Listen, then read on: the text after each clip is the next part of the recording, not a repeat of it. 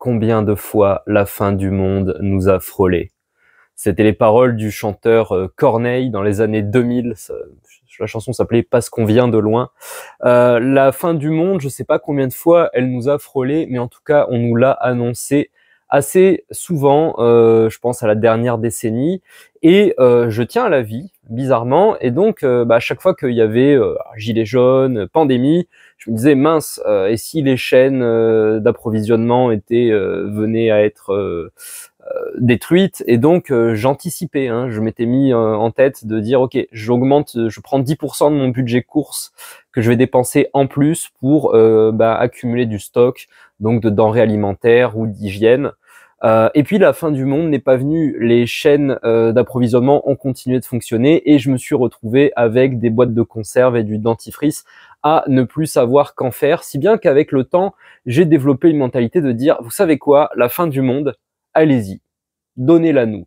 Je veux dire, je la souhaite absolument pas, mais si jamais de toute façon tout le monde doit y passer, étant donné que je fais partie du monde, je devrais aussi y passer. J'en ai eu marre comme ça d'anticiper, d'angoisser en écoutant les news, et j'ai eu envie un peu de tout simplement de démissionner des news et de l'alerte générale. Vu qu'on vit finalement dans un monde du marketing de la peur ça fait vendre, la peur ça fait se déplacer les gens jusqu'à l'isoloir pour voter. J'en ai eu marre comme ça qu'on me dicte la peur.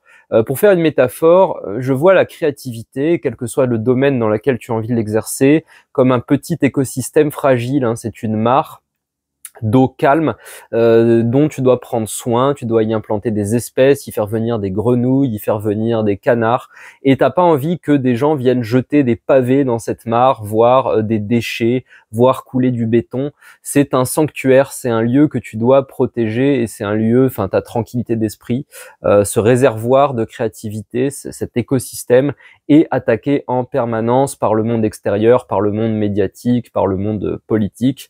Et j'avais envie de faire une vidéo pour te donner 10 pistes de réflexion, 10 clés justement pour prendre soin de ton étang, prendre soin de ta mare, de ta créativité, et arrêter de te faire agresser comme ça par le monde extérieur, par la peur, de te faire inoculer de la peur qui te fait du mal. L'idée est pas forcément de dire applique ces 10 clés, l'idée est que tu puisses prendre n'importe lequel de ces conseils, et déjà juste en appliquant celui-là, tu vas gagner énormément en tranquillité d'esprit, en calme intérieur, en sérénité et donc en créativité. C'est parti.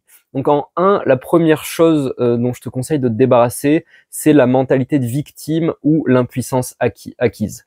C'est de se dire finalement, il y a quelque chose d'inhérent chez moi qui m'empêche d'atteindre, de faire ce que je veux, c'est pas possible pour moi, j'ai un problème, autant laisser tomber d'entrée de jeu. Alors, c'est assez insidieux la mentalité de victime. Là, je fais une vidéo pour te mettre en garde contre, et pas plus tard qu'aujourd'hui, je me suis rendu compte que moi-même, j'y étais sujet sur un petit détail qui avait l'air de rien. Mais en fait, quand je donne mes manuscrits à lire à des lecteurs de mon entourage, des fois ils me font remarquer que j'ai oublié des mots, et je me dis mince, après toutes ces années d'écriture, j'oublie des mots, je dois avoir un problème. C'est pas possible, je suis peut-être pas fait pour ce job-là. Et puis j'ai lu la préface de la réédition des textes légendaires de Louis-Ferdinand Céline. En fait, la préface met en garde sur le fait que dans ces manuscrits, il y avait des mots oubliés. Voilà, Céline. On aime ou on n'aime pas, mais considéré comme le plus grand ou le plus grand ex-aequo avec Proust, écrivain du XXe siècle. Il a mis tout le monde d'accord en Europe, mais aussi aux États-Unis. Donc je me suis dit, ok, si lui, sur toute une carrière qui a duré plusieurs décennies, il oubliait encore des mots, c'est juste un trait humain. Deuxième poison duquel se détoxiquer, je te conseille d'arrêter ou de limiter autant que possible les sources de dopamine bas de gamme, dopamine cheap. Il faudra que je fasse une vidéo sur la dopamine pour expliquer un peu comment elle marche. Dopamine mythes et légendes, je pourrais l'appeler. Mais l'idée, c'est en gros consommer du contenu rapide, comme ça, de gratification rapide. Et encore une fois, je parle de quelque chose que je connais. Je veux dire, moi-même, je scrolle beaucoup de temps sur YouTube, je regarde des shorts. Des fois, je regarde des shorts en plein milieu d'une vidéo qui est en train de m'enseigner quelque chose. Donc, je suis sujet moi-même à ces distractions, hein. L'idée, c'est plutôt de le voir comme la dopamine, c'est du sucre. On a besoin de sucre pour vivre, hein. En gros, c'est une analogie, hein, mais le sucre est dopaminergique. C'est la différence entre manger un fruit et boire du jus de fruit.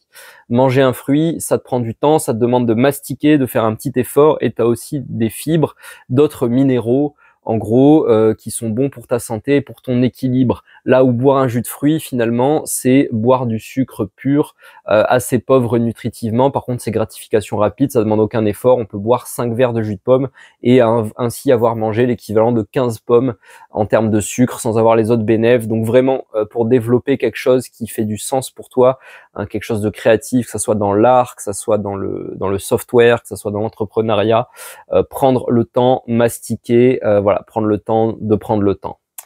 Troisième poison à éviter, la culture de l'indignation. Je sais plus en quelle année c'était, je me souviens juste que je m'étais pris une colossale cuite au Nouvel An et que le 1er janvier, j'avais lu ça comme ça en PLS, ça traînait dans les toilettes de l'endroit où je m'étais pris cette colossale cuite. Indignez-vous de Stéphane Hessel, voilà, un court texte qui avait été best-seller dans lequel un vieux monsieur qui avait été dans la résistance en 40 conseillait de ne pas fermer les yeux sur la misère et la violence du monde et de s'indigner. Bon, s'indigner, ça a créé la culture de l'outrage, ça a créé ce monde où tout le monde est indigné en permanence de tout et peut prendre ainsi une posture morale. Je te l'apprends ou pas, mais s'indigner ne t'apporte rien et n'apporte rien au monde. Je veux dire, tu t'indignes et quoi? C'est pas toi qui prends les décisions, les décideurs en ont rien à faire de ton indignation, sauf s'ils peuvent la marketer parce qu'ils avaient prévu de prendre la décision opposée de ceux contre quoi tu t'indignes. Tu passes pas à l'action, donc tu restes dans ta tête, finalement tu restes dans le fantasme. Donc en gros, t'apportes rien au monde, t'apportes rien à toi-même. Moi, je me souviens il y a quelques années, comme ça, il y avait eu une news qui était sortie, comme quoi les homosexuels étaient persécutés en Tchétchénie. Et j'avais des gens autour de moi qui étaient indignés de ça. Et je leur avais dit, bah écoute, c'est simple. Tu prends un bus, t'affrètes un bus, tu conduis jusqu'en Tchétchénie, tu le remplis de tous les homosexuels que tu trouves, tu les extrais de cet enfer. Pour eux, c'est un enfer pour eux apparemment, ce que disaient nos médias, je sais pas, je suis pas allé en Tchétchénie personnellement pour vérifier. Et là, t'auras fait quelque chose en fait. Mais t'indigner ne sert à rien, n'aide pas ces gens, ne t'aide pas toi-même et tu me saoules en fait. Donc vraiment sortir de la culture de l'indignation, c'est très important. Quatrième, qui est lié, poison à éviter, l'illusion égalitaire. Je veux bien que ça soit, je veux bien comprendre qu'il y a des bons sentiments derrière l'idée de se dire tout se vaut, tous les opinions, tous les points de vue ont la même valeur. Le fait est que des gens ont pris le temps de se renseigner, de maturer leur point de vue, de le confronter à des points de vue opposés, de vivre des choses, et à ce titre-là, leur opinion a quand même une autre valeur, une autre saveur, une autre profondeur que l'opinion de quelqu'un qui répète juste comme ça une punchline, un hashtag, un mot-clé pour se faire bien voir socialement. C'est des évidences, mais il faut le rappeler, tous les points de vue ne se valent pas, toutes les créations ne se valent pas, et oui, en effet, c'est compliqué de le démontrer avec du quantifiable, du chiffrable. Hein, y a-t-il eu une perte entre, de Edith Piaf à Ophélie Winter et de Ophélie Winter à Aya Nakamura? On peut compter les mots de vocabulaire, mais on aura toujours des gens pour nous répondre oui, mais la langue évolue, nanana, gna gna gna gna. Bon, je dis ça sans jugement de valeur, hein. Je viens de mentionner 3 chanteuses que j'écoute pas à titre personnel, mais dans tous les cas, tu peux jamais vraiment prouver le déclin, tu peux jamais vraiment prouver la nullité, et on vit dans un monde qui dit bah si tu prétends quelque chose, il faut que tu aies des preuves pour le backup. C'est souvent d'ailleurs un jeu de mauvaise foi, hein. Il faut que tu n'aies des preuves que dans les situations où tu défends un point de vue qui n'arrange pas la personne en face, sinon elle va juste s'inquiéter et te dire carrément. Donc bref, sortir de cette illusion égalitaire. Si socialement tu traînes avec des gens qui aiment comme ça barboter dans cette illusion, je pense que tu fais pas du bien à ta créativité, puisque tu es en train de tuer l'unicité et l'envie de dépasser les standards établis, qui est un carburant artistique, et dans tous les cas, c'est pas bon d'entretenir comme ça ces ferments mentaux dans sa tête. C'est bien de reconnaître aussi qu'il y a des différences de qualité, et de soi-même se situer déjà dans ses qualités et viser plus haut. Voilà, avoir de l'ambition. C'était une valeur qui avait bonne presse il y a 15-20 ans. C'était bien vu d'avoir de l'ambition. Aujourd'hui, c'est limite suspect. Bon, encore une fois, ne les écoute pas, leur avis change comme les saisons, hein, chantait le rappeur Husky, donc les écoute pas trop. Voilà. Cinquième Poison à éviter, cette espèce d'altruisme à sens unique, d'auto-justification. Tu n'as pas à justifier ton existence auprès d'autrui. Moi, c'est vrai que je dis ça pour encore une fois l'avoir vécu, hein, quand je me suis mis à écrire et quand j'ai fait part de mon envie comme ça de créer une œuvre littéraire. Il y avait l'idée de se dire, mais ça sert à quoi finalement d'écrire, à quoi tu sers, pourquoi tu focus pas plus sur une carrière et tout. En gros, j'avais des gens qui me demandaient de justifier mon existence et ça me faisait bader, hein. J'étais là, mais mince, c'est vrai ça, comment, enfin pourquoi j'existe, qu'est-ce que j'apporte au monde. Bon, au final, qui est Dieu parmi les gens qui te parlent, qui a le plan comptable de l'univers et peut savoir si tu es plus débiteur ou créditeur? Personne. C'est à chacun en son âme et conscience, eh bien, de faire ce qu'il ou elle veut dans la limite où ça n'empiète pas, on va dire, sur la vie et l'intégrité d'autrui, hein, tu vois, un point de vue éminemment libéral. Donc, tu n'as pas comme ça à justifier par altruiste. Voilà, encore une fois, c'est du déclaratif. Les gens qui disent améliorer le monde, pour moi, ne sont pas ceux qui passent leur temps concrètement à améliorer le monde, hein. C'est juste une histoire de coût d'opportunité en fait. Le temps que tu passes à faire ton auto-promo et à parler, c'est pas du temps que tu passes à créer, tout simplement. C'est pas du temps que tu passes à agir. Donc l'altruisme, c'est à toi de décider envers qui tu le donnes, si tu peux le donner. C'est aussi ok de n'avoir pas de ressources, pas de temps, pas d'attention à donner à autrui, et personne n'a l'autorité pour te forcer la main sur ces choses-là. C'est marrant, hein, comment les idées se suivent. La sixième, je te dirais recherche de validation sociale.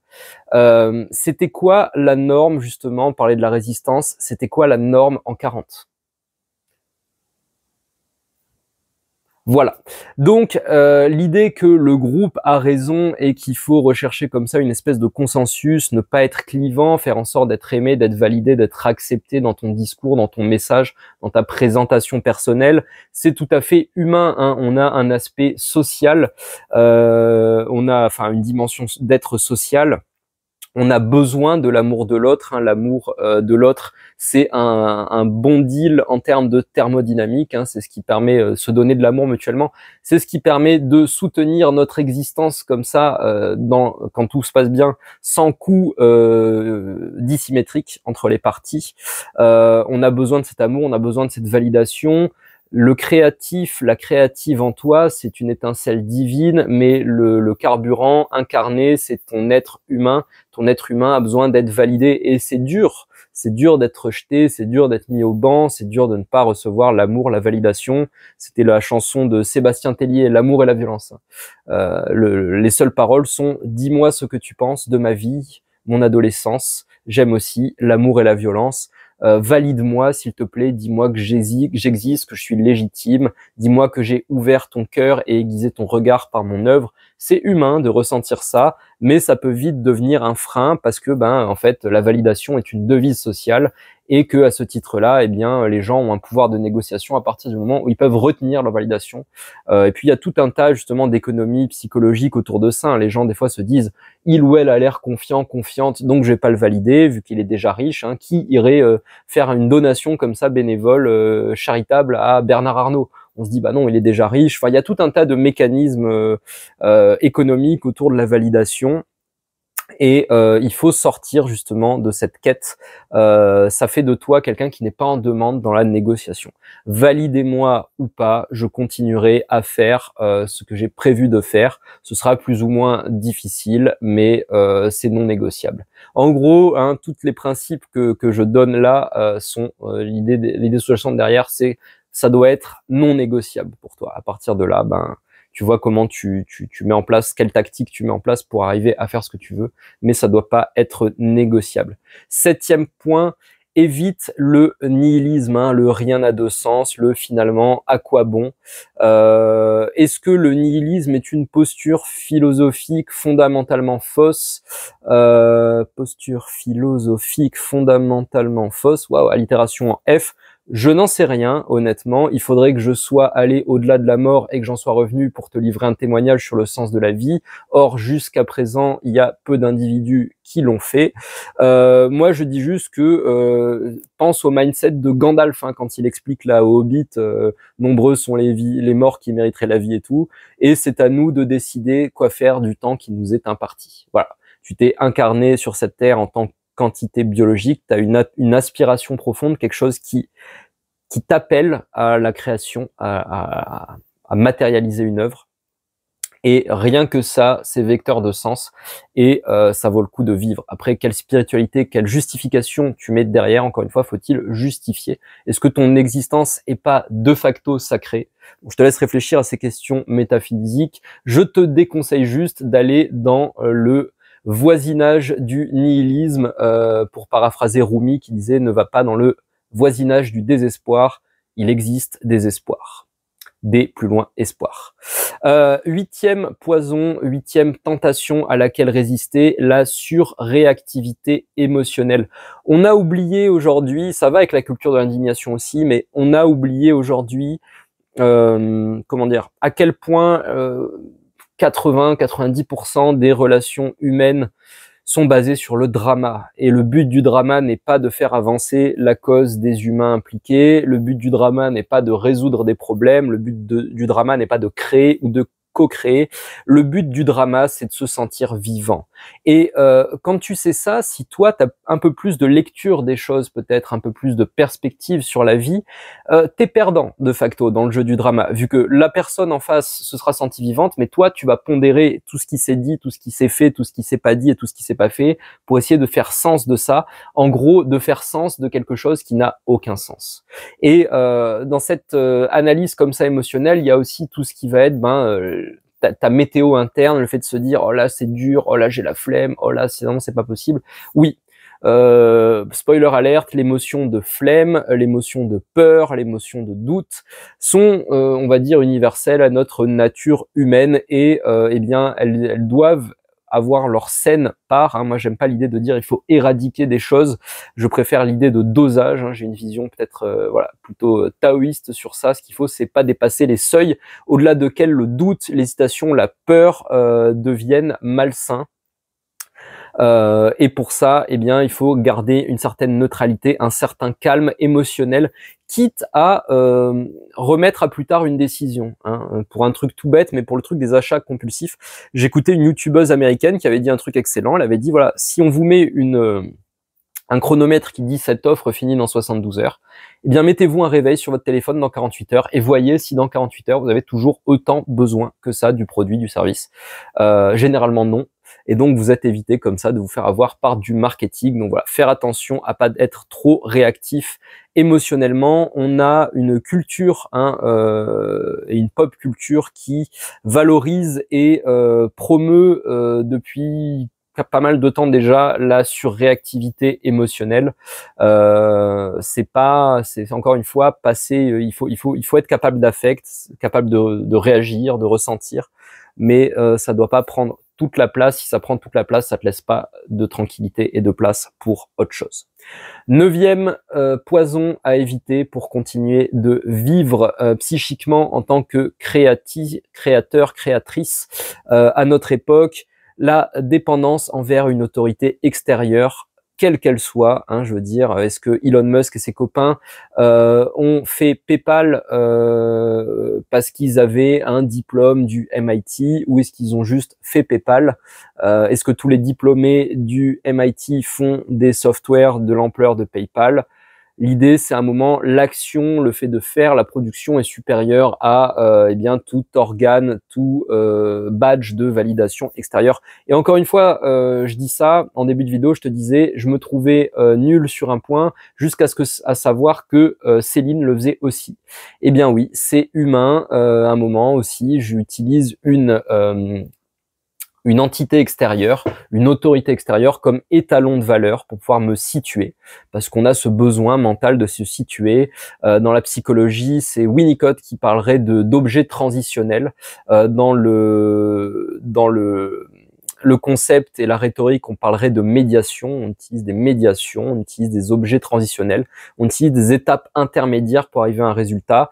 C'est pas mal, pourquoi pas, de se comparer à une autorité extérieure. Ce qu'il faut, c'est pas justement en dépendre. Voilà, et il faut arriver à trouver une source de contentement et de motivation et d'identité en dehors de l'autorité extérieure. C'est ce qui te rend self-driven, tu es auto-conduit, auto-motivé, auto-propulsé, parce que eh bien, tu es là pour créer, et créer, c'est forcément apporter au monde quelque chose qui n'était pas là, ou en tout cas qui n'était là qu'en tant de potentialité. Donc c'est réaliser, et pour réaliser, tu as besoin justement de pas être entravé par une autorité extérieure, qu'elle soit morale ou autre. Dernier piège à éviter, c'est n'avoir qu'une seule identité. C'est fou comment, en fait, on a besoin, encore une fois, d'identité, donc d'agréger différentes parties de notre être en une espèce de résumé caricatural de qui nous sommes, pour gagner justement, limiter la charge mentale et gagner en capacité de décision et d'action. Le problème, c'est que si tu ne t'attribues qu'une seule identité, tu auras une seule clé, et une seule clé n'ouvre pas toutes les serrures. Nous sommes des êtres complexes, notre identité a un énorme aspect contextuel, hein, je veux dire, si ma mère rentre dans la pièce, je deviens un fils. Si ma copine rentre dans la pièce, je deviens un amant. Si j'avais un écureuil volant et qui rentrait dans la pièce, je deviendrais son maître. Qu'est-ce que je suis? Un fils, un amant ou le maître d'un écureuil volant? Eh ben, ma foi, tous les trois, et beaucoup plus que ça, et pas vraiment ça en même temps. C'est le paradoxe de l'existence. C'est ce qui donne aussi, pour citer Schwarzenegger dans Last Action Hero, à la vie toute sa saveur. C'est cette capacité qu'on a à être plusieurs choses, à pas être limitable. Bien sûr, ça peut mener à des troubles psychiques à un moment, si tu n'es pas capable aussi de dire, ok, mon identité, c'est ça, ou c'est plutôt ça. Le fait d'avoir une identité te permet d'être fonctionnel, de fonctionner dans le monde. Une identité, il faut aussi la voir comme un aimant. Selon l'identité que tu adoptes, tu vas attirer différentes énergies, différentes inspirations à toi. Et c'est pour ça que savoir changer d'identité, savoir passer d'une identité à l'autre te permet d'agréger plus d'inspiration, et donc d'enrichir les matières. Souviens-toi de la métaphore de la mare, de faire venir plus d'espèces de grenouilles, de poissons, de pélicans dans ton petit écosystème dont tu as la charge, et duquel tu iras pêcher, dans lequel tu iras pêcher des trésors, voilà, qui seront tes créations. Donc avoir plusieurs identités. Encore une fois, l'identité, c'est compliqué. L'identité a besoin d'être validée, d'être tamponnée par l'extérieur. Donc c'est une forme de validation. Et en même temps, il faut pas trop dépendre de la validation extérieure. C'est QFD, bah sinon tu peux jamais vraiment incarner ton identité, et donc attirer à toi ces énergies. Voilà. 10 pistes de réflexion et de choses à éviter. Si tu commences dès maintenant à implémenter ne serait-ce qu'une sur ces 10, tu devrais voir des améliorations sur ta tranquillité, ta sérénité, et donc par conséquence sur ta créativité, vu que pour créer, il faut un minimum de confort, un minimum de sécurité, un minimum de tranquillité. Nous sommes une espèce extrêmement créative. Dans des contextes de survie, nous sommes capables d'adaptabilité et de créativité, certes, mais là je parlais, on va dire, de choses un peu de l'ordre du futile, peut-être, pourrions-nous dire. En tout cas, c'est vrai que tu vois, tu peux vivre un mois sans voir la chapelle Sixtine, alors que un mois sans manger, sans boire, ça va être compliqué, sauf certains yogis ou militants écolos. Mais enfin, dans tous les cas, voilà, je parle là, ici pour la création de produits intellectuels à forte valeur ajoutée. Voilà, tu mets derrière cette notion ce que tu veux. En tout cas, j'ai pris personnellement énormément de plaisir à faire cette vidéo et à te transmettre comme ça ces pistes de réflexion qui m'ont aidé et qui m'aident encore au quotidien. C'est une checklist à laquelle je reviens, et eh bien, je découvre toujours, voilà, que je pouvais avoir de la mentalité de victime, ou bien de la dépendance à la validation externe, ou bien une forme de nihilisme encore présent et actif en moi. Et c'est comme ça la chasse aux poussières, aux marchands du temple, pour pouvoir eh bien resplendir intérieurement et avoir l'espace mental et l'inspiration et l'énergie pour créer, pour apporter ce que j'ai envie d'apporter ou besoin au monde. Voilà. Si cette vidéo t'a plu, t'a inspiré, merci de t'abonner. Dis-moi en commentaire parmi ces 10 items lequel t'a le plus parlé. Et surtout, si tu peux, eh bien, je te remercierai de la partager auprès de quelqu'un de ton entourage qui bénéficierait de son message. C'est grâce à ce type de bouche à oreille aujourd'hui que les créateurs de contenu peuvent faire connaître leur chaîne. Voilà. Merci pour ça. Je te dis à bientôt pour de prochaines vidéos, et d'ici là, prends soin de toi.